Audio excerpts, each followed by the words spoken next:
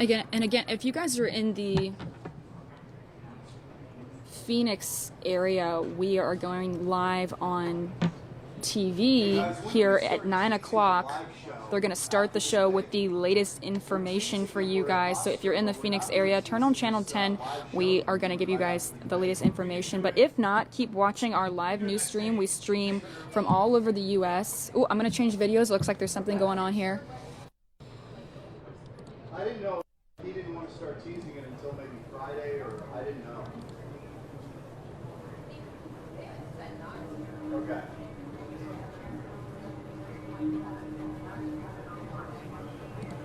Obi, are you writing Gilbert's surveillance? Yeah, I'll write it. Yeah. I don't need a lot. Okay.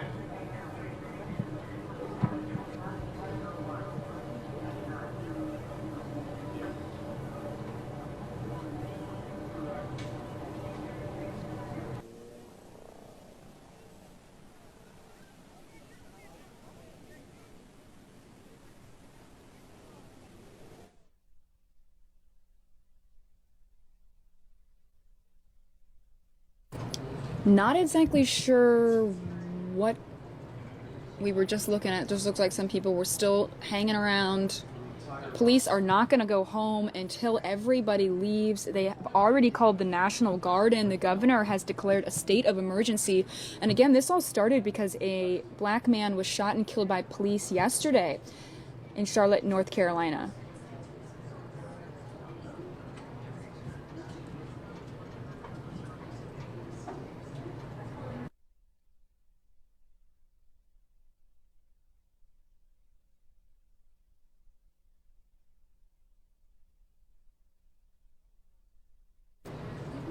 What we do know is that the officer that shot and killed that man yesterday was also African American. He has been put on administrative leave as protocol. Looks like that is a SWAT truck that just drove by. Again, they did call the National Guard in.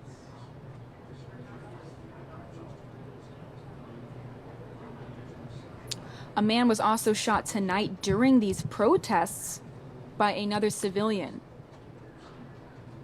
He is in critical condition right now on life support in the hospital. So again, this started as a peaceful protest and quickly escalated into something very violent tonight. Now we were calling them riots. There was tear gas being thrown. It looked like there were fireworks being thrown. You saw gas everywhere. Everyone's eyes were watering up. People were coughing. Even the reporters there on the scene have been coughing. Their eyes have been watering up. We saw people vandalizing cars, breaking store windows. So that's when we decided to call them riots, because they turned very violent tonight. As you can see, a lot of people have scarves or shirts tied around their faces, and that's to block off the tear gas that gets thrown so they don't have to breathe it in or get it in their eyes. So it looks like some people came prepared for maybe this to escalate, because it looked like a lot of people had bandanas tied around their neck ready to put over their face just in case tear gas gets thrown. And I'm reading your guys' comments right now as they come in on our Facebook Live. Again, if you guys are watching this live with us right now, this is the Fox News Now stream. We stream Monday through Friday, 9 a.m. to 9 p.m. Live events from all over the U.S. So if you want, hit that like button on our Facebook page or hit that subscribe button on our YouTube channel. That way you can see live events like this happen all over the U.S. every day as they unfold.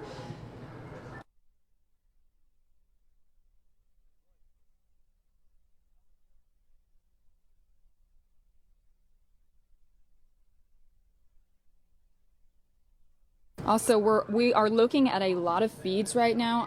I'm tracking them. So if it seems like, that I'm changing video, I'm trying to find the best video for you guys, the most active footage. Let me turn the sound up on this, see if we can hear this girl.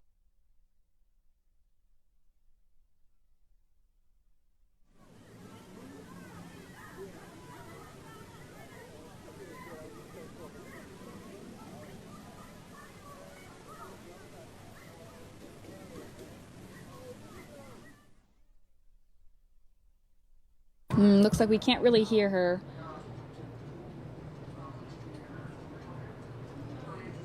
Again, police are going to stay there all night until every last person goes home. They've already declared a state of emergency. They've called in the National Guard.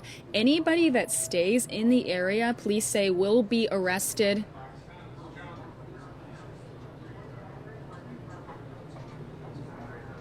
You can see the police officers there are lined up.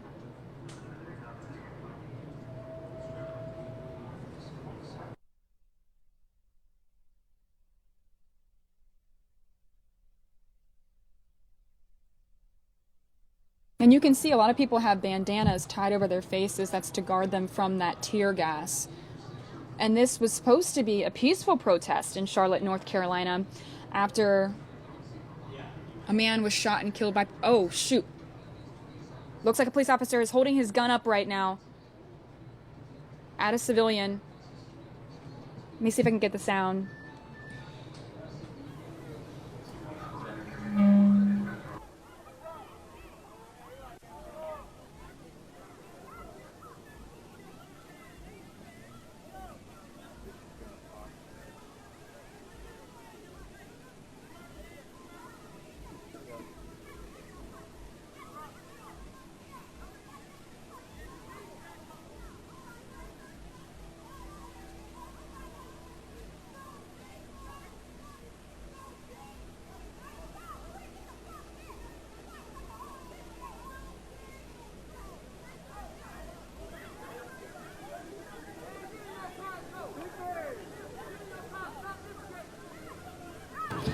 Gary says that's a tear gas gun. Gary, you are probably right. I got a little scared there for a minute. I thought something was about to happen. Oh, wow. Okay, so police officers are now pushing the protesters back.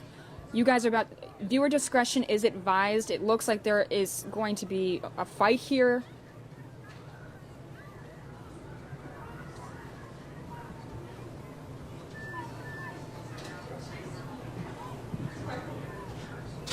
Yeah, I got you. Yes, Again, this is they are Harrigan. urging these protesters to go home so that they can be safe. All right.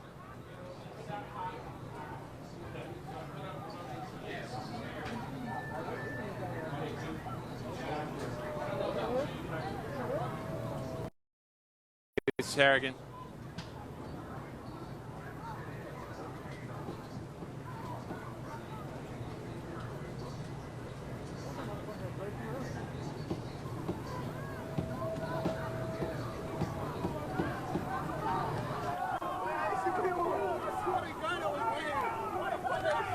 Careful, Heather.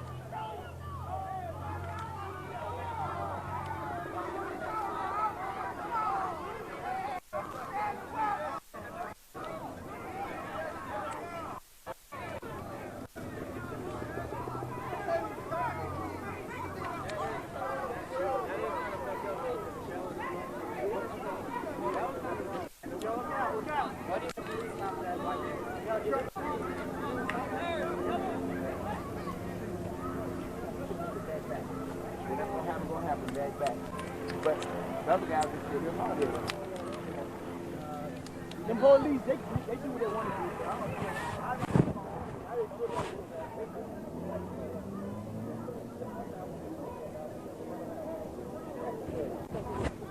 do. Yeah, this is Harrigan. Yes, this is Harrigan.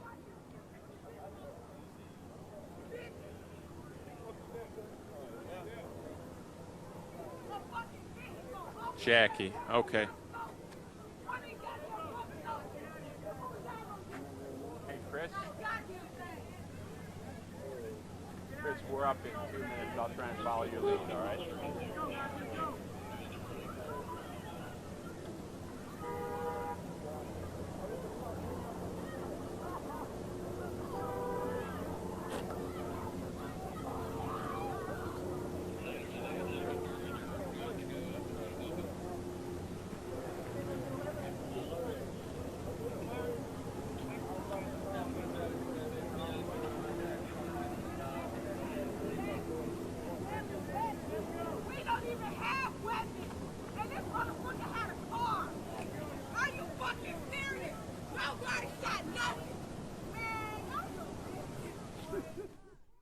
Again, you guys are sorry, again, you guys are watching this live right now, so we do apologize for any of the profanity that you hear. Viewer discretion is advised.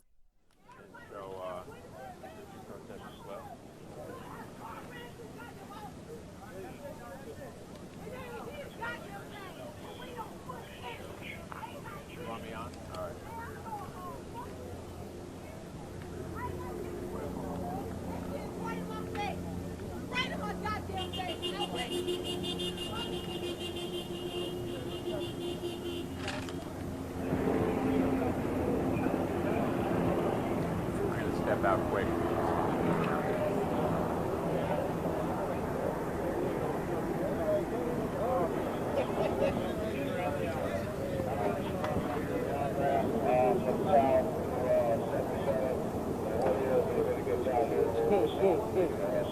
Yo, it's always the black dude that's the most fucking extra, man. Yeah.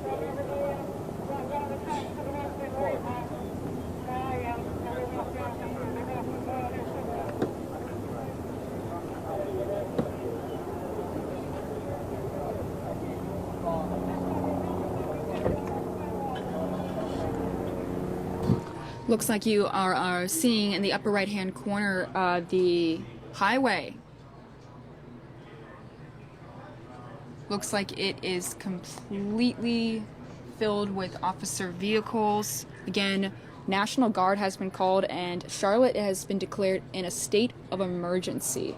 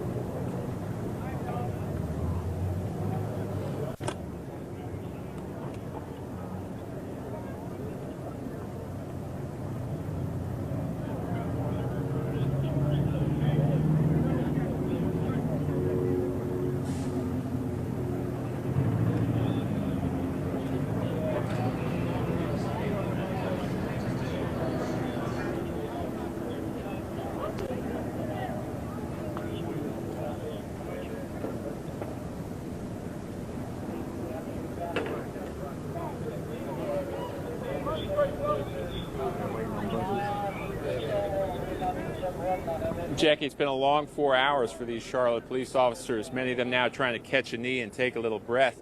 It's a warm night here. They're in heavy riot gear with vests, helmets, batons, and shields. They've been making steady progress throughout the night trying to march protesters off of this main street. They've been doing that usually by throwing loud flash bang grenades and then firing tear gas and then marching forward. At its height, the protesters numbered about 800 right now. It's about 30 or 40 here right now, so it has died down tremendously. The protests were violent. At one point, one man, a young African-American man, shot in the back of the head. The city of Charlotte is saying it was a civilian-on-civilian shooting. At least one other man wounded as well, at least 6 police officers wounded. We saw a number of protesters hurling bottles and rocks at the police officers. This has really been a scattered protest, which started off at around 7 p.m. peacefully. A lot of families, mothers, fathers, and children marching, and then it turned ugly around 8 p.m. here with people hurling insults and bottles at the police and then smashing some store windows here in the downtown area. And several stores we saw were looted as well. So it turned ugly, and it's a scattered protest as well, happening in many parts of the city at the same time with no real central leadership. It's been tough for the police to combat, and it's really raised a lot of concern here, especially how this additional shooting will play out. A lot of people we talked to throughout the night said they don't believe the official version, they don't believe what the media is saying, and they're putting the blame squarely on the police department for the violence. So with an additional shooting, we could see more sparks fly here as things begin to die down after a rough night for the police and the protesters. Back to you.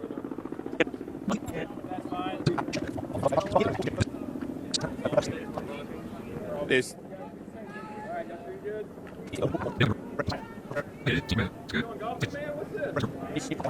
is the first break, and you see some of the officers trying to shake hands, but it's really been a bitter confrontation between the two sides. The protesters really, especially the ones out late at night, swearing and hurling things at the police, and now really for the first moment they are catching their breath as the street has cleared here, but in other parts of the city, very unsettling, particularly around the highway that encircles the city of Charlotte, 277, where you have people stopping and jumping on cars. So flashpoints where people have to get in front, and we've seen police really mobilize to those different flashpoints.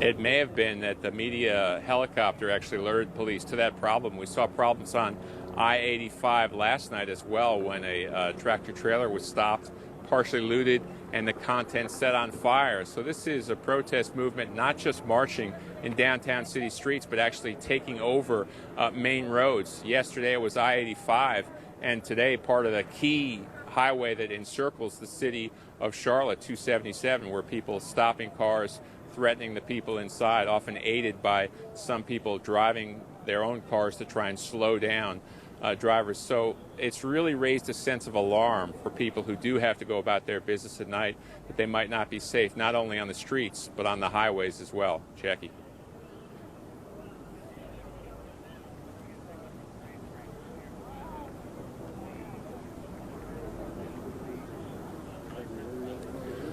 I've got to say, as an amateur, it's been surprising that things have taken this long.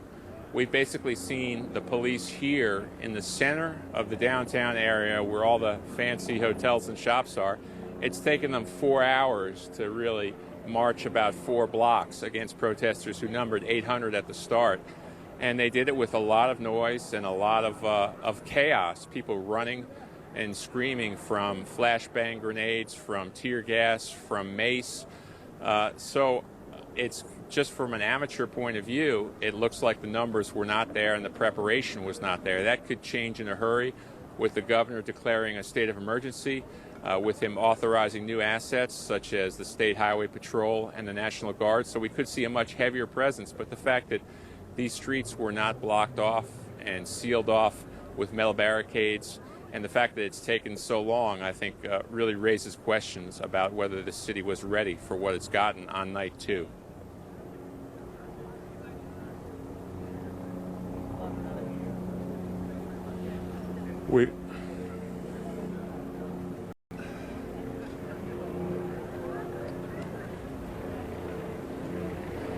I guess just from my point of view of being someone on the ground in Ferguson, we did see a lot of buildings and stores go up in flames. The looting there was pretty intense, but then it ended rather quickly. This has been a real sort of vicious battle. It doesn't seem the goal has been looting, but the goal has really been to fight the police, to throw things at them, to hurt them, and to taunt them. So it seems like a real battle between the two sides here, whereas in Ferguson it was more of a quick hit and run, a quick looting, and setting buildings on fire. This has been part of a real struggle between organized protesters who came prepared, who seemed, some of them, semi-professional, who were ready for tear gas, and who want to fight.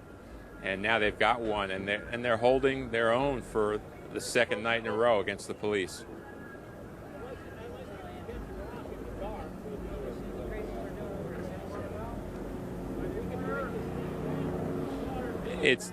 We've seen the numbers really ebb and flow from about a peak of 800 at 9:30 at night, and now to almost nobody where we are right now. We've seen them return after doses of tear gas, but now the police have assumed a much more relaxed posture.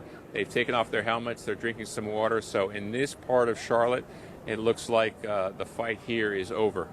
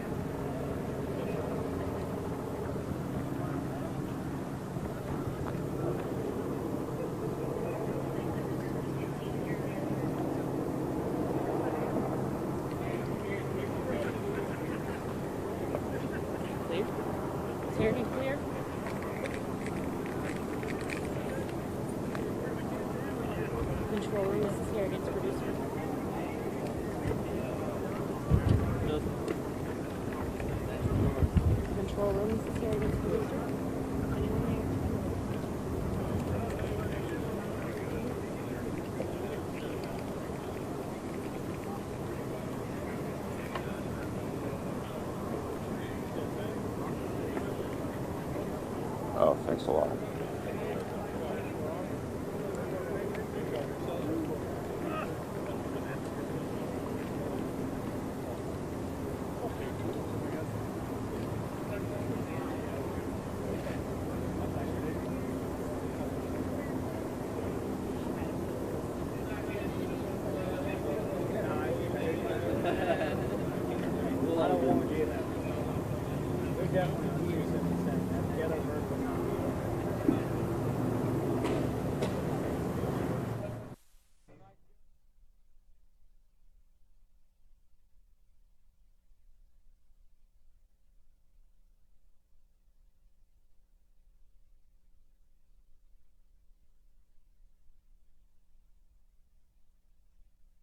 All right, you guys, if you're just joining us right now, these were, I want to call it, almost the aftermath of the protests that were happening in Charlotte, North Carolina. I'm actually going to switch the video right now to something that kind of looks like a better view of what was going on here tonight. Earlier this evening, peaceful protests started in Charlotte, North Carolina, after a man was shot and killed yesterday by police.